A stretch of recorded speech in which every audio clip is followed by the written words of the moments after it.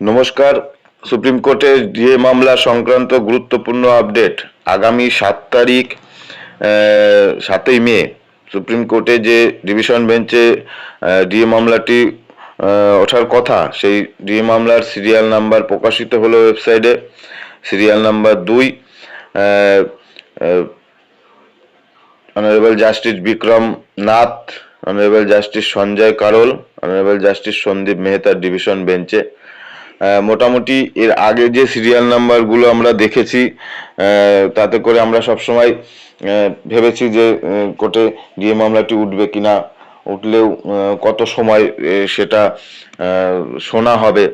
সেক্ষেত্রে এবারে serial number 2, অর্থাৎ আশা করা যেতে পারে যে গুরুত্বপূর্ণ, যে এর আগে বলা হচ্ছিল গুরুত্বপূর্ণভাবে মামলার শুনানির বিষয়, সেই গুরুত্বপূর্ণভাবে শুনানির ক্ষেত্রে একটা সম্ভাবনা তো অবশ্যই রয়েছে।